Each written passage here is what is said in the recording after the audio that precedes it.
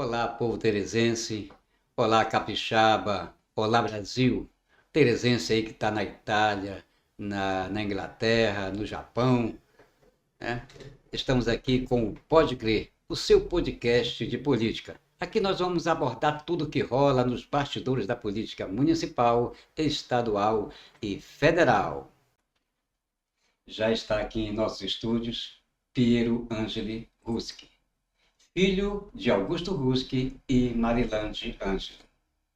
Piero, que é biólogo formado na ESFA, com mestrado e doutorado no Museu Nacional da Universidade Federal do Rio de Janeiro, e ele também é fundador do Memorial Augusto Ruschi, defensor da verdade e da honra ao patrono da ecologia, e esse ano Piero é pré-candidato a vereador pelo PL.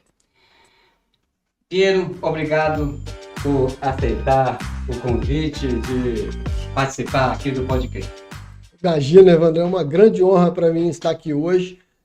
Acompanho o seu trabalho como jornalista, um trabalho muito importante para o município de Santa Teresa e para o Espírito Santo, um dos poucos jornalistas que mostram o que a direita faz aqui no nosso município, no estado e no Brasil. E tenho certeza que esse novo formato de podcast do seu trabalho vai ser um brilhante sucesso. Pois é, Piero. Então, fale um pouco de você. Bem, eu fico também, Evandro, muito agradecido pela oportunidade de estar aqui hoje e contar para as pessoas, para o teresense, como que a vida me trouxe até a política, como que ela me trouxe nesse novo cenário, onde eu me coloco à disposição do povo teresense, a servir aos seus interesses. Se eu tivesse que resumir em uma única frase como que isso tudo aconteceu, eu usaria Machado de Assis, no momento que ele diz que nós devemos pegar o mal maior que aconteceu com a gente e disponibilizar ele para o bem maior. Então, nesse sentido, eu sempre digo que as pessoas, todo mundo passa pelo inferno na vida, né? A gente, não importa se você é rico, se você é pobre, se você tem um problema com a sua empresa ou com a sua família, todo mundo passa por grandes dificuldades na vida. A gente transforma a nossa dificuldade, um copo d'água, numa tempestade. E a minha tempestade, ela aconteceu justamente em função de uma perseguição que o meu pai sofreu, e essa perseguição reverberou em mim, na minha mãe. E quem perseguia a gente nesse tempo todo? A esquerda. Eu só vim descobrir isso muito depois na minha vida, né? Depois de adulto. Mas é essa história que me traz aqui hoje a me colocar, a pegar toda essa experiência ruim que eu tive na vida, de aprendizado, e disponibilizar ela para um bem maior, que é a sociedade teresense, o povo teresense. De fato, eu sou aqui de Santa Teresa, como você bem disse, né?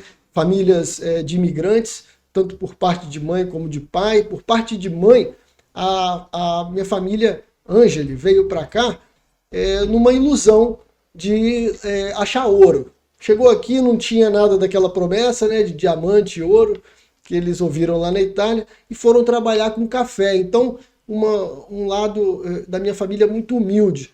E a minha mãe me ensinou desde pequeno a respeitar e dar valor às coisas, sempre me contando as histórias dela, da infância dela, né? De como ela não tinha caderno para estudar, era na sacola do pão, ali no saco do pão, de caminhar do São Lourenço até ao centro da cidade todo final de semana para vender banana e hortaliças na feira. Então, assim, foi uma vivência, uma experiência que ela teve, mas ela conseguiu transmitir os valores disso para mim, apesar de eu não ter passado por isso na minha infância. Mas eu dou muito valor ao teresense, pude aprender esse histórico do nosso município aqui, que inclusive teve na minha família.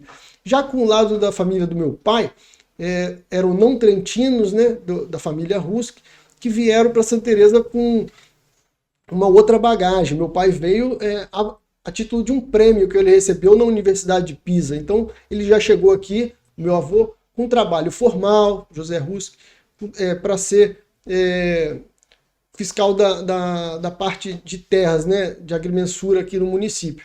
Então ele teve uma condição muito, muito boa. Mas nem por isso ele deixou de me ensinar grandes lições, que foram o cuidado com o povo teresense.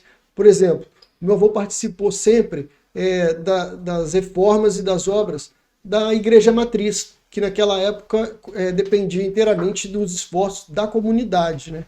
E outro exemplo que me marca muito é que ele teve a oportunidade de ter muitas terras em Santa Teresa, mas ele dividiu essa terra da melhor forma possível, pensando na população teresense. Inclusive, ele teve a oportunidade de ter para ele, como imóvel próprio, o terreno onde hoje é a pracinha, Praça Augusto Rusque, ali no centro. E abriu mão, falou, não, esse terreno é um terreno de lazer para o teresense. Deixou. Então, assim, a participação da comunidade, da minha família, sempre me marcou muito. A importância disso, de crescer pensando no teresense. E não foi à toa que eu fui acompanhando isso e trazendo a minha experiência para Santa Teresa também. E crescendo, observando o meu pai. Tem uma frase muito famosa que diz assim do meu pai: não existe amor maior à terra que nos viu nascer, né, do que o amor à terra que nos viu nascer. E isso sempre me marcou, porque o meu pai, ele ia para todos os países do mundo, ia pesquisar, ele era famoso, ele era conhecido. Ele tinha oportunidade de ir morar onde ele quisesse no mundo, mas ele escolheu ficar aqui em Santa Teresa. E eu sempre pensei isso quando eu era criança. Poxa, por que meu pai não quis sair de Santa Teresa? O que ele via aqui, né? Por que ele dava tanto valor? Então, essa importância de você cuidar do que é seu, de ter a sua raiz, de cuidar da sua cidade. E isso foi muito marcante para mim, porque eu morei em muitos lugares do Brasil. Eu morei um ano na Inglaterra, morei um ano, 10 anos quase, no Rio de Janeiro, estudando, e sempre com a cabeça aqui em Santa Teresa, trazendo isso para mim.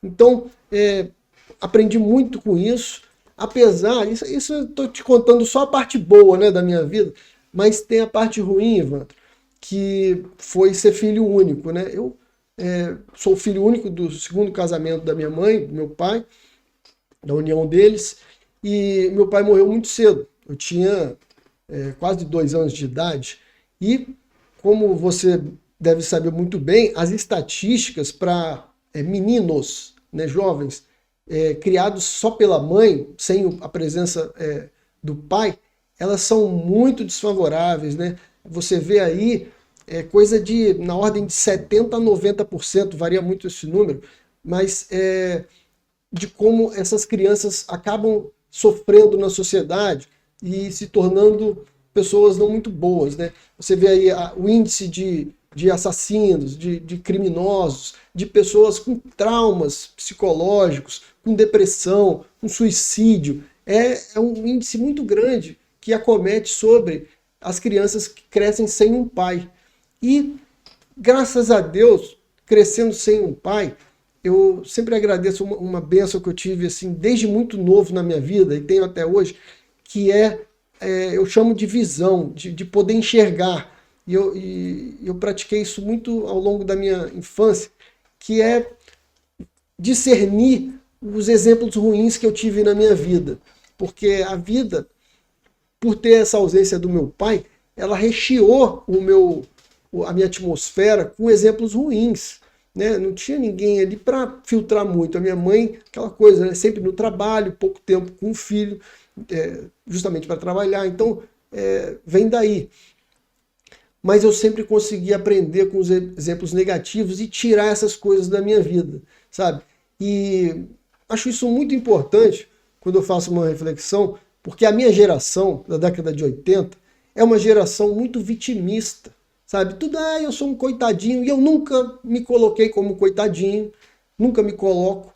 O que acontece com o meu pai, o que acontece com o trabalho dele, eu também nunca trago isso de uma abordagem vitimista, né? Não, eu vou ali e defendo a verdade. E tive alguns exemplos masculinos muito bons também, sou muito grato a Deus por isso. Meu avô, o pai da minha mãe, que eu convivi muito, era uma pessoa muito boa, muito generosa, uma bondade assim que eu vejo muito isso no teresense, na minha mãe também, de como essas pessoas muitas vezes são enganadas, são vitimizadas por quem quer passar a perna, sabe? E eu acompanhei isso muito dentro do museu, com a minha mãe ali. Então, fui aprendendo nesse ponto. Agora, isso de ser filho único, né? Eu até tenho que esclarecer para as pessoas, porque muitas pessoas confundem e acham que eu tive uma relação boa, né, com os filhos do meu pai. Perguntam, eu conheço o irmão, eu vi não sei onde. Eu nunca tive nenhum contato com os irmãos, os filhos do meu pai, né? As pessoas acham que eu cresci junto, e não, nunca vi na minha vida. Vi antes do meu pai morrer apenas, depois eu nunca tive nenhum contato. Então, é até bom aproveitar essa oportunidade para tirar essas dúvidas, que a sociedade, quando me vê, são essas coisas que elas perguntam, sabe, Evandro? Então, aproveitar aqui o seu canal para falar isso. Mas a grande bênção da minha vida, assim, foram esses livramentos que eu fui tendo, e mesmo assim, eu não tinha entendido bem o que acontecia com meu pai.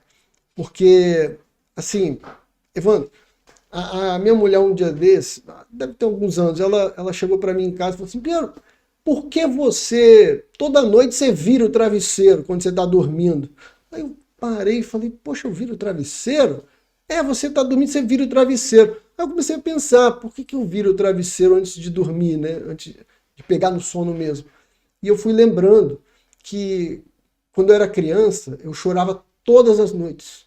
E assim, querendo o meu pai, né? Meu maior sonho era ter meu pai. E era muito difícil para mim. Todas as noites, assim, anos e anos e anos e anos e anos, chorando antes de dormir. E eu deitava, e tinha um momento que o meu travesseiro estava tão molhado que eu tinha que virar ele para dormir, né? E rezando. E nesses momentos, eu só rezava ali, pedindo, rezava 3 orações principais que eu rezo, que é o Pai Nosso, a Ave Maria e o Santo Anjo. Rezava pedindo a Deus que realizasse meu sonho, que eu queria conhecer meu pai. Todo mundo falava dele, eu queria conhecer ele. Até um dia que eu voltei da escola, eu devia ter por volta de 9 anos, foi uma aula que a professora falou assim, olha, vocês podem ter tudo o que vocês querem, é só se esforçar. Aí eu ouvi a professora falando aquilo, e naquela noite eu fui rezar de novo e tal. Aí eu falei, eu quero conhecer meu pai. Aí eu falei, mas eu não vou poder. Eu falei, não, mas eu quero conhecer meu pai só por um segundo. Eu falei, não, mas nem por um segundo eu não vou poder. Tudo bem, eu quero só trocar um olhar com ele. Eu não vou poder. Aí caiu a minha ficha, sabe? Aquela ficha de criança de... pensa que um dia você vai encontrar, né? A minha ficha caiu ali aos 9 anos. Eu falei, nossa, o meu maior sonho da minha vida, eu não vou conseguir realizar. E aquilo ali foi um choque, sabe? Uma ruptura de momento na minha vida. E naquele momento eu fiquei muito abalado e preocupado. Falei, poxa, como eu não vou realizar meu maior sonho? Aí eu comecei a me perguntar, qual que é o seu segundo maior sonho, Piero? E eu não consegui encontrar a resposta. E eu passei anos procurando o segundo maior sonho e não encontrava. Aí eu fui percebendo que eu já estava vivendo esse segundo maior sonho, que era buscar o meu pai, a verdade sobre o meu pai. Né? Que às vezes eu ouvia pessoas falar mal sobre meu pai, eu ficava na dúvida, eu falei, será que meu pai fazia isso? Duvido. Então, mas eu percebi que eu estava buscando o meu pai de forma inconsciente. A verdade sobre o meu pai. Né? E aí eu fui estudar biologia, e isso foi muito natural para mim, porque eu já conhecia todos os beija-flores, né? Em função dos livros dele que eu tinha em casa. Então foi uma sequência muito, muito natural. Né? E ele mesmo fala, aquela frase marcante dele, né? Que ele seria um errante se em Santa Teresa ele não soubesse mais da vida dos beija-flores. Então eu tinha aquele medo, eu cresci como criança, falei, não, eu tenho que saber mais da vida dos beija-flores, senão eu vou ser um errante. Pô, meu pai me avisou isso. Aí eu comecei a estudar beija-flor ainda muito criancinha, né? E aí eu fui fazendo faculdade, fiz mestrado, fiz doutorado, fui estudando aspectos diferentes da ciência, né? Biologia básica, reprodução, ecologia. Aí eu fui para genética, e no final do doutorado eu já estava montando o genoma, né, do zero, e trabalhando muito com genética. E assim, mas aí eu percebi que aquele trabalho como biólogo não significava nada perante o que estava acontecendo com meu pai, que foi lá em 2015, né, eu estava no meio do doutorado, quando começaram aquelas conversas de extinção do museu aqui, para a criação do IMA. E aí eu coloquei a minha vida em perspectiva de novo, falei, o que importa mais? Eu ser um biólogo medíocre, né, que deixou destruírem o pai, ou defender isso? O que importa na vida, né? E aí eu comecei a redirecionar minha vida, falando, não, já vi muitas coisas acontecendo com meu pai, pessoas deixando acontecer, pessoas ajudando a piorar a situação, e eu não vou ser uma dessas pessoas. Meu pai já teve gente demais para desonrar o legado dele. E estão aí até hoje desonrando, até descendente está seguindo esse caminho tosco, Evandro. E eu, filho do meu pai, não vou cometer essa desonra. Doa quem doer. Não vou. E retomei essa minha vida. Agora, mal podia eu, Evandro, imaginar que para entender toda essa desgraça que fizeram com meu pai, desde que ele morreu, eu ia descobrir a verdade logo após conhecer um homem, Jair Messias Bolsonaro. Em 2017, comecei a conhecer a verdade sobre Bolsonaro e comecei a entender o que é esquerda, o que ela faz. E aí, tudo aquilo que acontecia lá no museu, que a gente achava que era incompetência, inveja, ganhou sentido. Eu entendi, comecei a estudar o Olavo de Carvalho e comecei a ver lá, é um método. É um método de destruir patriota, é um método de perseguir as pessoas de direita. Então, a minha ficha caiu. Foi por isso que eu escrevi esse livro em 2021 e dediquei ele ao presidente Jair Bolsonaro, sabe? Não foi uma dedicação oportunista. A gratidão que eu tenho ao Jair Bolsonaro, pessoal, por ter me ajudado a entender toda essa história de vida, esse sofrimento que eu acabei de contar para você, é muito grande, Evandro. Por isso eu dediquei esse livro a ele. E eu era um desses idiotas, Evandro, que repetia o que ouviu falar quando era criança, aquela famosa frase, política e religião não se discute. Sou dessa geração. Eu aprendi isso de criança. E vou deixar um recado aqui para sua audiência. Se você ainda está ouvindo aí alguém chegar para você e falar política e religião não se discute, se afaste dessa pessoa que te falou isso, porque ela é uma âncora na sua vida, ela é uma bola de ferro no seu pé, tá? Então, assim, política se discute, a nossa vida depende muito da política e religião também. Não é discutir religião igual se discute futebol, a minha é melhor que a sua, não é isso não. Você discutir religião é começar a discutir os princípios e os fins. Olha, serve para isso, a família é importante por isso, Deus isso. E aí você vai ver que, independente da sua religião, se vocês estão na mesma direção, apontando para o mesmo norte, você vê que faz todo sentido e ajuda a crescer, discutir religião. Então, esse é um recado que eu quero deixar para sua audiência, Evandro. Para não cometer os mesmos erros que a gente passou, né? Que nós cometemos, é verdade. Sempre ajudar a geração seguinte a ser melhor que nós.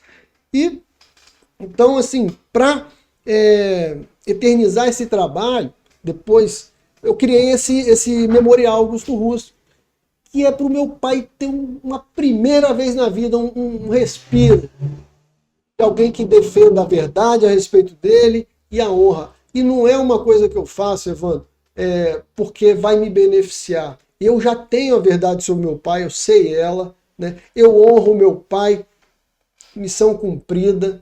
Meus amigos, quem está perto de mim conhece a verdade, conhece o exemplo, aprende. Agora, a verdade sobre meu pai tem o potencial de fazer bem a toda a sociedade, né? E imagina, 100 mil pessoas por ano visitam o museu e não conhece a verdade sobre ele. Então, o exemplo do patrono da ecologia ainda não foi usado. Então é isso que eu estou fazendo hoje, entrando para a política. É colocar tudo de pior que já aconteceu na minha vida, né? Graças a essa coisa esquerdista horrorosa de perseguir os brasileiros patriotas, como fizeram com meu pai, eu vou colocar isso a serviço, não de perseguir os esquerdistas, não, eu não quero nem papo, eu não estou nem aí para esquerdista, mas eu vou colocar isso a serviço das pessoas de bem, ao bem maior, ao teresense. Então é por isso que eu me candidatei a político. Piero, você falou aí que não teve aí concretizado o seu primeiro grande sonho, o seu sonho que você sonhou primeiro, que era conhecer seu pai, né?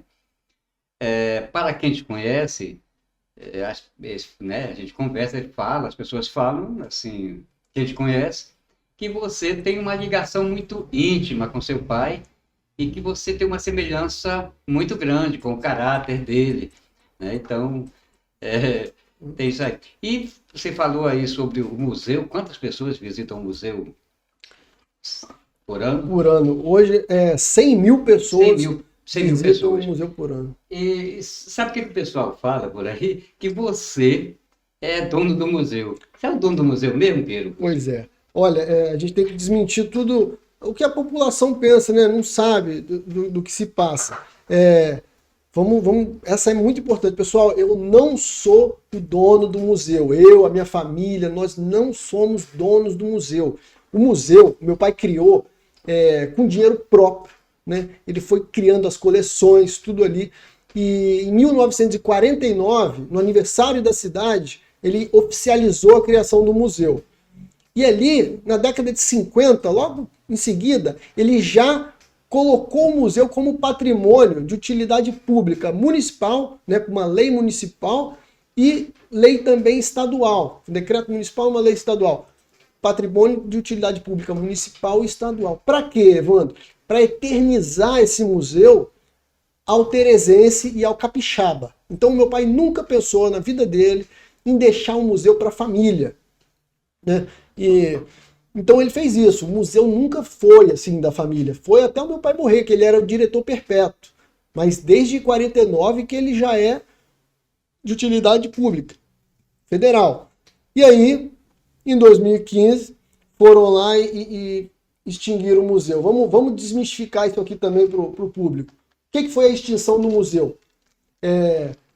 Todo mundo lembra, né? 2015, ali a Dilma quebrando o país, botando a economia no caminho que está hoje. Então, naquela época, a esquerda tinha um plano megalomaníaco de construir um instituto para cada bioma brasileiro. O Instituto do Cerrado, o Instituto do Pantanal, o Instituto da Amazônia, da Mata Atlântica. Só que a Dilma quebrou o país, não tinha dinheiro para fazer tudo isso. E aí foram lá e falaram, não tem dinheiro, não vai criar.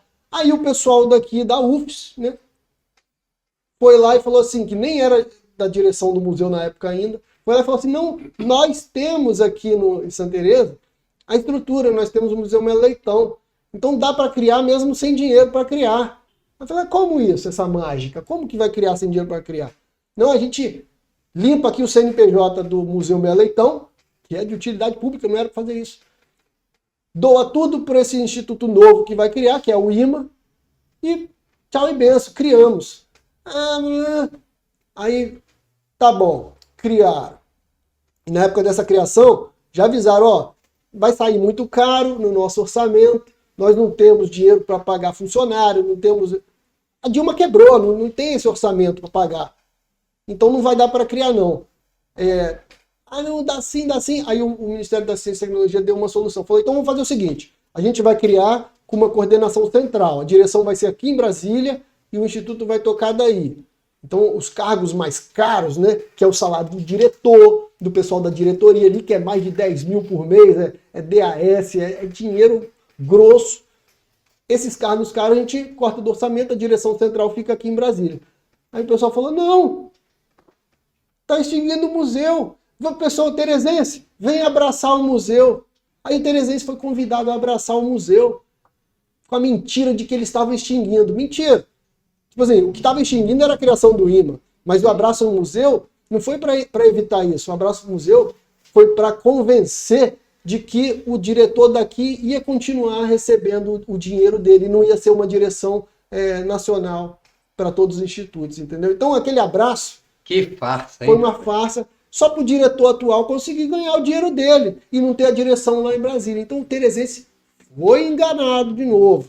Pelo Artung, Kassab e companhia. Não sei quem era a turma aí por trás não, mas foi enganado, viu, Evandro? E fala assim, poxa, mas que coisa chata. Pois é, o meu pai, ele, quando estava vivo, ele mantinha a esquerda longe do museu, Evandro, longe do museu. O diretor atual lá, meu pai proibiu ele de voltar lá. Foi lá uma vez, o meu pai falou, ó, esse aí não passa mais da portaria, não. Tinha lá o canhão mirado para portaria. A recepção de esquerdista no museu pelo meu pai era aquele canhão lá, ó. Aqui dentro, não. Quem entrava lá? O pessoal das Forças Armadas, nas inaugurações. Meu pai tinha um ciclo de relações muito bom com os militares, né, de cooperação. Então, assim, o museu não era para isso, não. Só que assim que ele morreu, os esquerdistas invadiram o museu.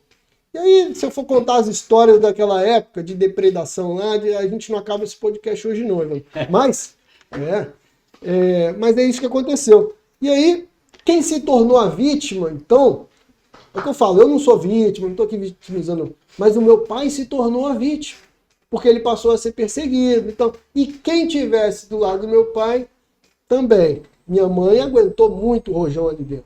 Muito, muito, muito. E eu via isso como criança, isso fez parte do meu aprendizado. Eu não sabia que era a esquerda ainda, né? Depois eu descobri, mas aprendi. Então, foram décadas para entender quem é a esquerda, né?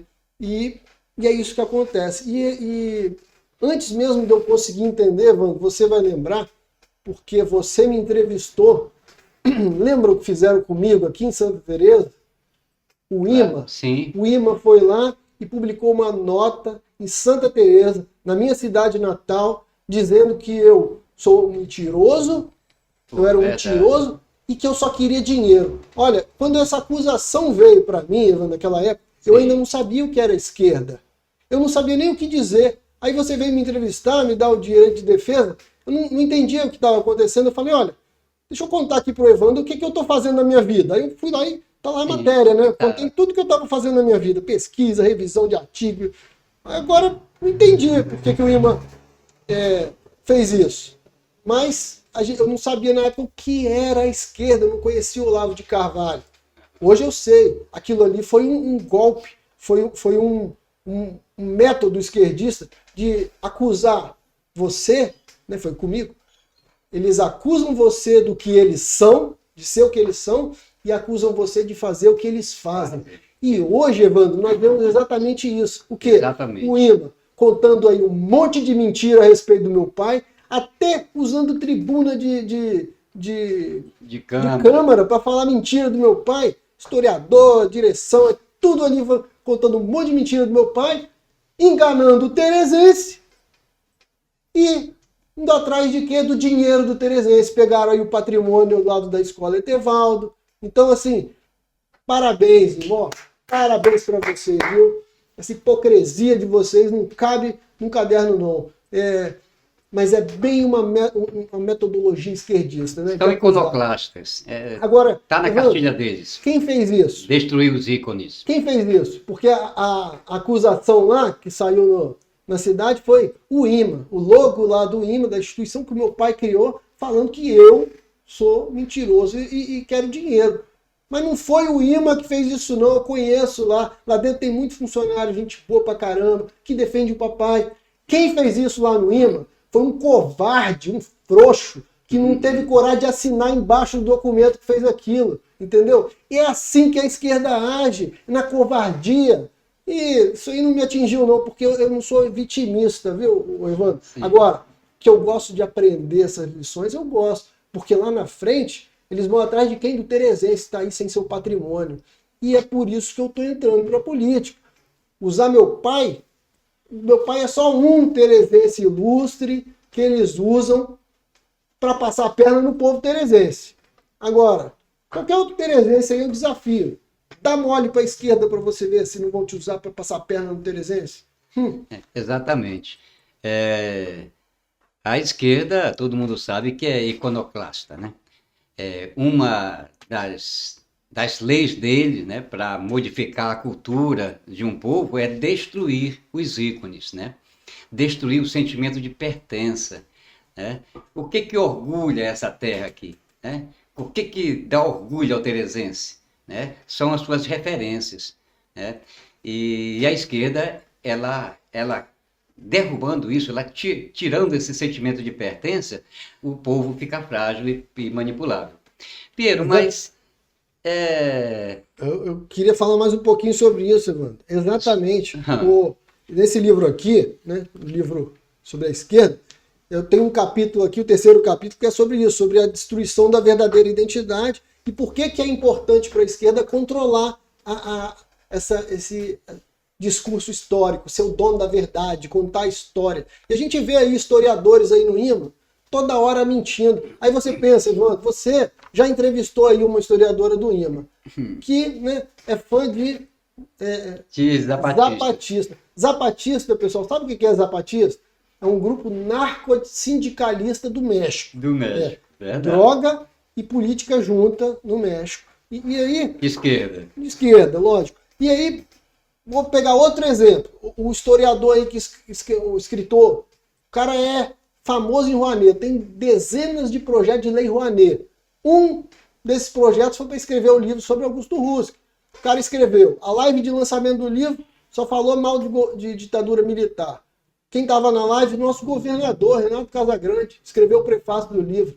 O cara compilou um monte de porcaria esquerdista, escreveu aquele livro, e o que ele compilou de bom, que foi, por exemplo, o currículo vitae do meu pai, ele sequer botou no livro a verdade ali, ele tirou, omitiu as informações. Por quê?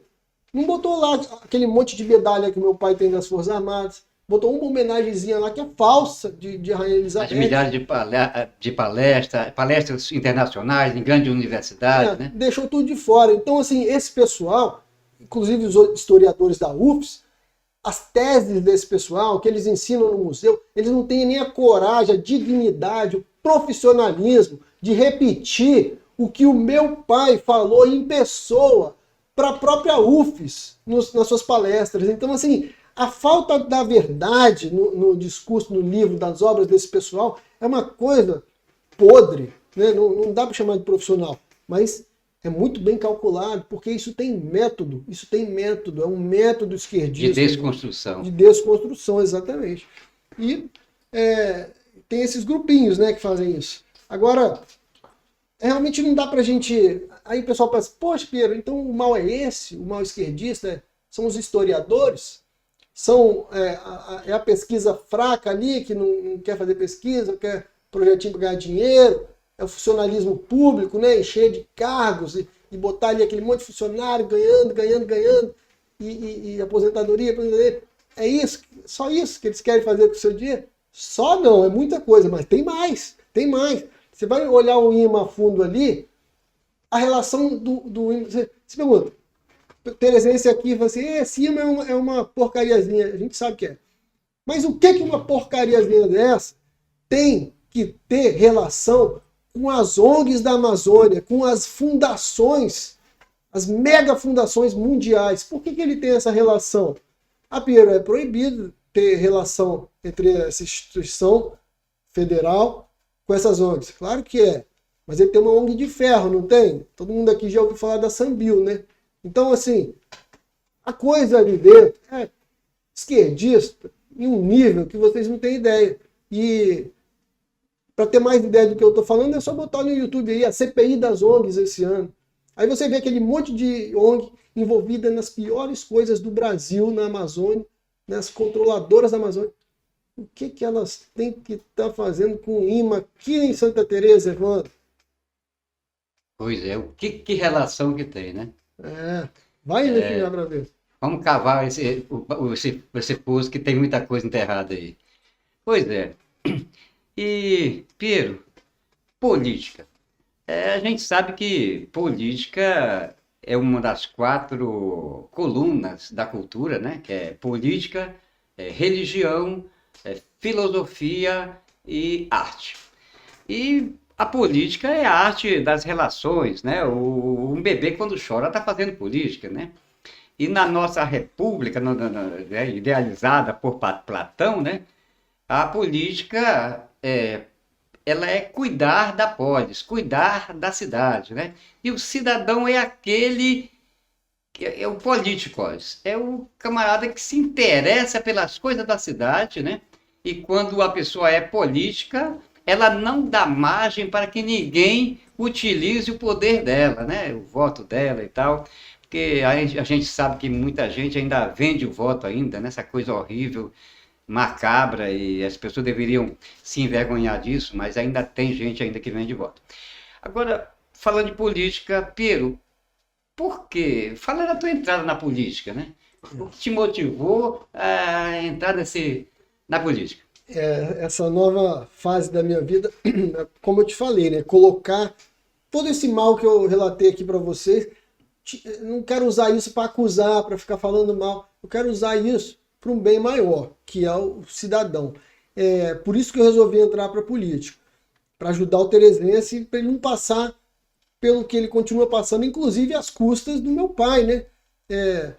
Mas, para mim, a política, Evandro, a minha proposta política, Piero como pré-candidato a vereador, é o respeito ao teresense.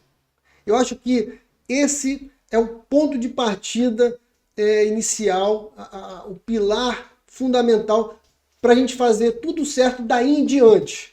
Porque se a gente começar sem o respeito, tudo vai por água abaixo. Porque você tem que começar com respeito. E o que é o respeito? Primeiro ponto do respeito é você falar a verdade. A verdade. Né? Então, porque se você começar com a verdade, você consegue atuar no problema presente. A gente precisa de soluções a curto prazo, imediatas, mas a gente também tem que atuar no presente pensando no futuro, no que vai acontecer a médio prazo e a longo prazo. Então, essa é a minha proposta política. É a verdade, é o respeito ao cidadão, ação imediata e planejamento futuro. Porque senão vai tudo por água abaixo. Quer ver um exemplo onde a verdade faltou e a gente está comprometido para daqui a 50 anos ainda? O exemplo do terreno, né, agora, recente aí, do terreno ao lado da escola. Contaram uma mentira de que era para o bem, que era Augusto Ruski, mentira. Mentira. Contaram outra mentira, que é para fazer um projeto de observação de aves, que precisa por isso. Mentira. Qual vai ser a próxima? Vai vir um monte de mentira. Aí, consequência dessa mentira, de imediato, o teresense já perdeu o terreno dele, ao lado de uma escola municipal. Como que ele vai fazer projeto futuro ali? Santa Teresa precisa crescer o seu sistema de ensino municipal? Precisa. E o sistema de profissionalização de jovens, né? Profissionalização técnica para inserir no mercado de trabalho? Precisa. Já não conta mais com esse espaço, não. E para o que tiver na criatividade de um gestor fazer com um espaço valioso daquele. Então, assim, uma mentirinha, olha o prejuízo que ela vai dar. Já está dando agora e vai dar daqui a 50 anos, porque se eles conseguirem encher aquilo ali de funcionário público para tocar agenda ambiental esquerdista, é você, cidadão, que vai pagar tudo para eles. Salário, aposentadoria eterna. Então, assim... É pagar salário e aposentadoria de militantes. E fora o dinheiro dos projetinhos caô, né? Projetinho esquerdista ali. Esse mesmo de observação de aves é um. Dá para fazer ele com R$1.000, dá para fazer esse projeto. Vão pedir quantos bilhões para fazer uma torre, não sei o quê. Né? É isso.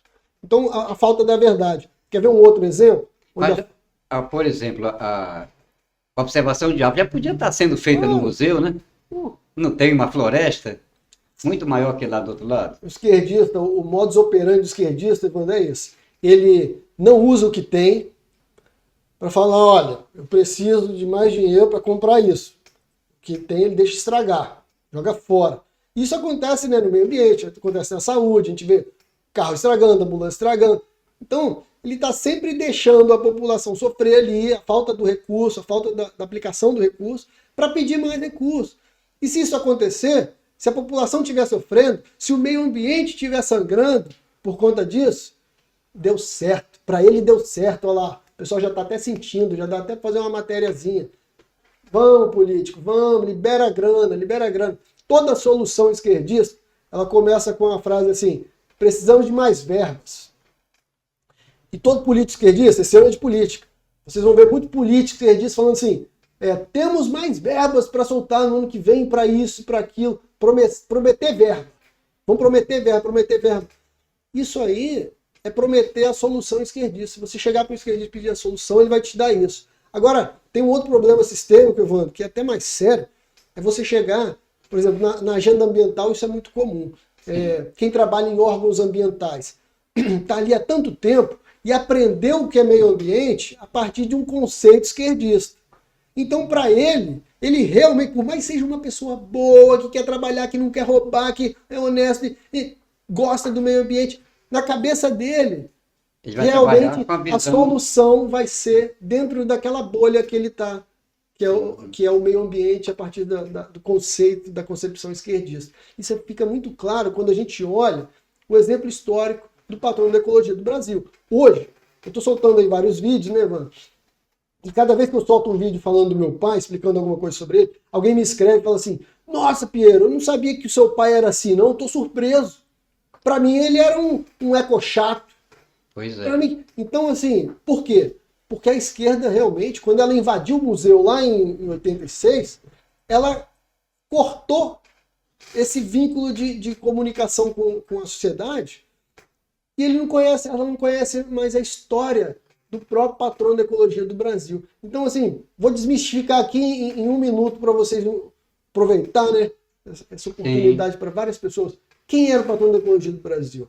Era um cara conservador e patriota. Né? Qual era a preocupação dele naquela época? Né? Vamos falar de uma época que ainda não tinha a Constituição Ambiental de 88. Né? Tinha lá uma preocupaçãozinha com a terra, o uso da terra, né? O uso agrícola, agrário. Tinha lá uma preocupaçãozinha com preservar fauna e flora, né? Na década de 60. Tinha lá uma preocupaçãozinha com poluição industrial, nuclear, da década de 70, mas não tinha a competência, né, de quem deve preservar a sociedade, as autoridades, os entes, o Estado, que é da década de 80. Então o meu pai tinha, sim, uma preocupação que a legislação ambiental naquela época não era suficiente. Mas ainda assim, ao mesmo tempo que ele ensinava para a pessoa, olha, você tem que preservar o meio ambiente, porque ele é útil ao homem, ele também ensinava que o meio ambiente deve servir ao homem. E isso é um ponto-chave. A Europa hoje está passando por um momento que ela está tendo que ensinar a população que meio ambiente também serve ao homem. Exatamente isso, Evandro. Exatamente isso. O meio ambiente serve ao homem, porque lá a sociedade já aprendeu. As ONGs esquerdistas abrem para o pessoal de que o meio ambiente não pode ser explorado. Não pode servir ao homem, ele tem que servir ao índio, o índio ninguém pode encostar nele. Né? Então, hoje nós temos esse problema. Quer dizer que o brasileiro é ensinado, doutrinado que não pode explorar o meio ambiente. Mas as ONGs podem. Então, Evandro, uma coisa que a sociedade não aprendeu sobre Augusto Russo é que ele já tratava o meio ambiente em categorias, como nós temos na legislação hoje, com o SNUC. Naquela época nem existia SNUC. Ele já falava, olha, você tem que ter uma unidade de preservação permanente, que ninguém encosta, ninguém toca, porque lá é um patrimônio genético. Lá o homem tem que ir lá, pegar as plantas, pegar os animais, aclimatar, e usar para agricultura, e usar para agropecuária. Ele tem que aclimatar e usar. Tanto que meu pai não era contra ter animal em gaiola, né, por exemplo. Passarinho, não era contra. Eu vou falar isso por que disso em breve. Ele também falava que outra categoria de unidade de preservação tinha que ser manejada. Manejo de madeira, da zonomia, manejo de frutos, manejo de pesca. Né? Defendia o berçário lá do mangue para a reprodução dos peixes? Sim. Defendia que o rio tinha que chegar lá para alimentar isso? Sim. Mas defendia que a área costeira devia ser aproveitada para a indústria pesqueira. Então, é um manejo. Ele defendia tudo isso. Então, ele não era um ambientalista. Ele era ecologista. Eu caí nesse engano da esquerda, nesse tipo, criar essa ambientalista e junto com ela uma deturpação da ecologia. Foi incrível. Nesse nível. E uma outra categoria, ambiente de paisagem cênica. Meu pai defendia que deveria ser explorado para o turismo. Igual acontece hoje no Caravaggio. Parque natural, municipal. Ele defendia que devia ser explorado para o turismo. Tá lá o Parque de São Lourenço, tem que explorar para o turismo. Não é derrubar, não é cortar a mata e fazer imóvel, não. É uma exploração para o turismo. Tem que ser uma coisa bem pensada. Onde vai fazer um mirante, onde vai fazer isso, né? As trilhas e tal. Muito, muito bem pensado.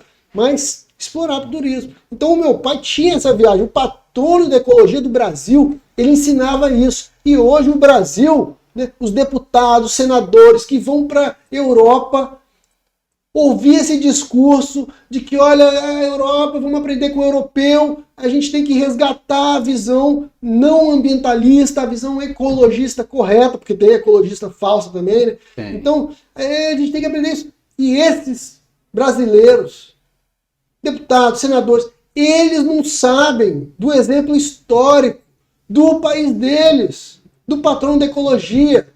Não sabem. E essa verdade tem que ser contada. Tem que ser contada. E olha, e ela só vai ser contada, Evandro, se for pela direita. Sabe por quê? Lógico.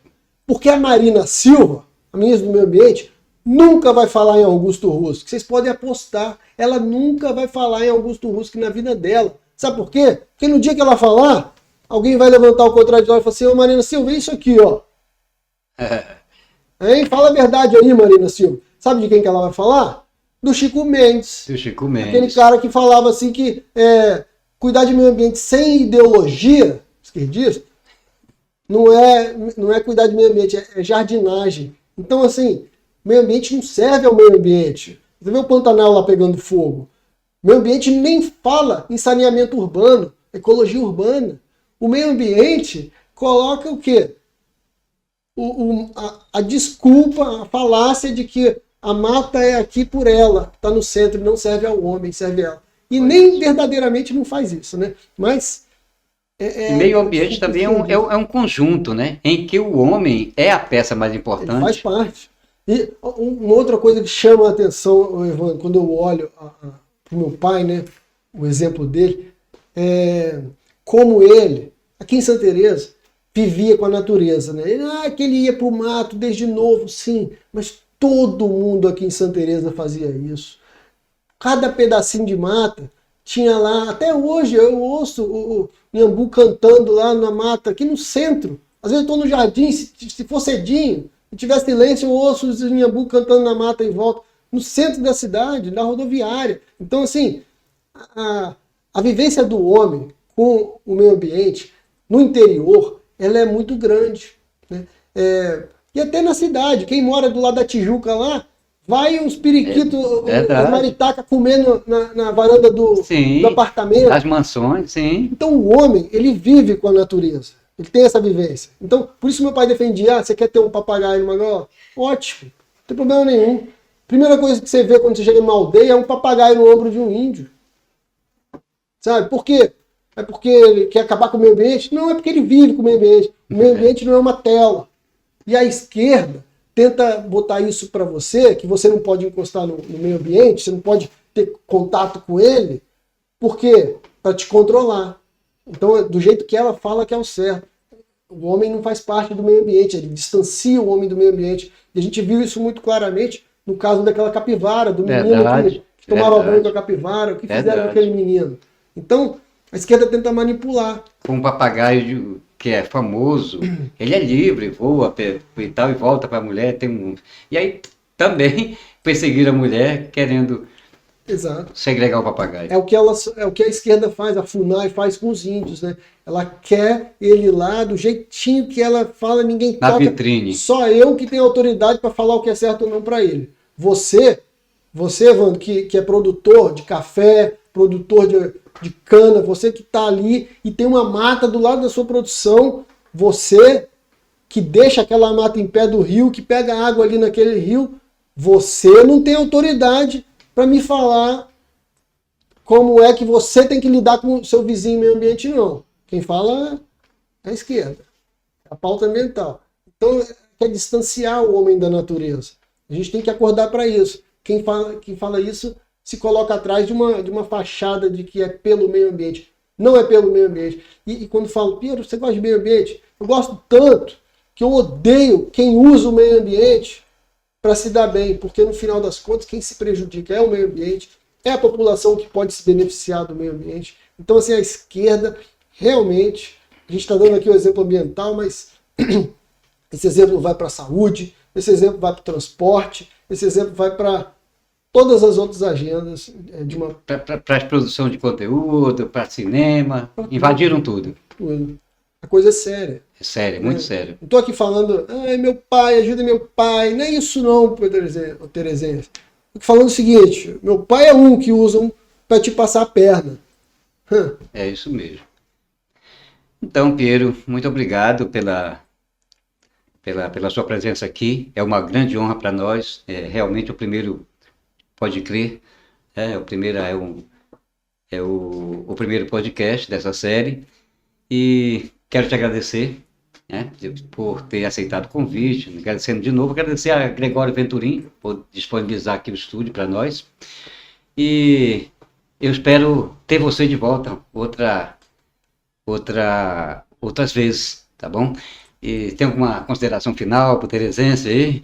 Olha, Terezense, eu só queria consideração final. Desculpa se eu peguei pesado aqui hoje, mas a minha vida pessoal é essa. A minha experiência de vida é essa.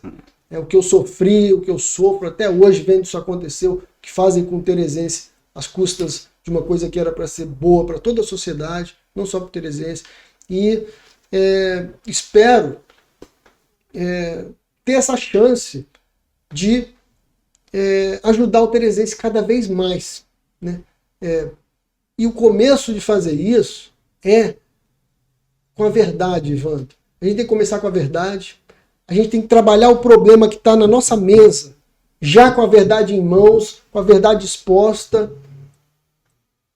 e fazer isso pensando nas consequências disso a médio e longo prazo. E isso, para mim, é a minha visão de respeito ao Terezense. Então, assim, eu acho que é o que falta na política hoje, que eu gostaria de ver na política terezense hoje, é isso, é esse respeito. E, assim, eu estou vendo aí em todo o Brasil um chamado aí do próprio presidente Bolsonaro, né, dos filhos, pessoal do PL, dos partidos que são fiéis à direita, né? E um chamado para que nós possamos resgatar o Brasil, né? Porque nós estamos na mão dos vagabundos. 2/3 do Congresso, né, estão fechados com a vagabundagem, e nós temos que mudar isso, preparar a volta de Jair Bolsonaro, não como ele veio em 2018, apanhando de todo mundo, uma máquina totalmente esquerdista, um Congresso totalmente corrupto, 90% corrupto na época, e agora preparar um cenário melhor para a volta de Jair Bolsonaro, e ele fazendo esse convite. Tem a sua candidatura também tem a ver com esse chamado do presidente? Tem sim, Evandro. É muito importante que o trabalho de resgate do Brasil aconteça nas prefeituras, né? O próprio presidente Bolsonaro já deixou isso muito claro, não cansa de repetir isso por aí, as pessoas próximas dele também. Então, a gente aqui precisa muito eleger a direita no Espírito Santo inteiro, porque se a gente cair na conversinha das soluções que vão vir aí, dadas pelos esquerdistas, pelos centrões da vida aí. Centrões. Então, a gente vai ser enganado. E a gente precisa muito começar nos municípios para fazer a mudança no Brasil. Porque a importância do município. Imagina, pessoal, que daqui a um tempo, em 2026, o cerco vai começar a fechar. Bolsonaro vai ser reeleito. O Trump está vindo aí.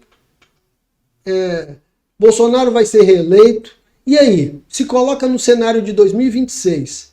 Bolsonaro reeleito, Trump, um monte de deputado federal porreta, senador porreta. Aonde a pressão vai pegar na panela? Vai ser lá em Brasília? Onde tudo está mudando? Ou vai ser no interior, nos municípios? No município, onde está o povo. Onde o bicho está pegando. Aqui é onde a gente sofre a ponta da corda. A ponta da corda. Aí, eu me lembro do dia que eu fui lá conhecer o Gilvan da Federal, quando ele era vereador em Vitória. Participei da sessão lá, como na tribuna, né? Vendo. Ele defendendo o direito do cidadão capixaba de escolher se quer ou não tomar a vacina. Então, ali eu vi, ao vivo, a importância de um vereador. Porque acorda a história aqui, e se o vereadorzinho não for lá e arrebentar, e botar a verdade na mesa, e defender o Teresense com a verdade, né? Pensar a nação daquele momento, na consequência daquilo do futuro, se não for o vereador ali fazendo isso, não vai ser o deputado federal, o senador que vai cuidar do pipoco que está estourando na panela do município. Então é muito importante esse trabalho. Que a gente pense nisso, porque o bicho vai pegar. Em 2026, quando o Bolsonaro entrar, o time dele fortificar, a corda vai estourar, é para o interior, é para os municípios. É onde o mal está tentando crescer. E nessa hora, meu amigo, a gente vai ter que ter um time bom aqui no município. É isso aí, pessoal. Nós estivemos aqui no Pode Crer com o mestre e doutor em biologia, Piero Rusca. Obrigado, Piero. E até a próxima. Grato. Muito obrigado, Evandro. Prazer, meu. Agradecimentos ao Dr. Gregório Venturim pela disponibilização aqui do Estúdio Pontes para a realização do Pode Crer. E você, que é de Santa Teresa, Itarana, Itaguaçu, da região aqui por perto, quiser fazer um podcast, uma boa opção. Aqui o Estúdio Pontes, né? Aqui com o nosso operador de som e áudio, Idric Vitor, o telefone vai aparecer aí na tua tela.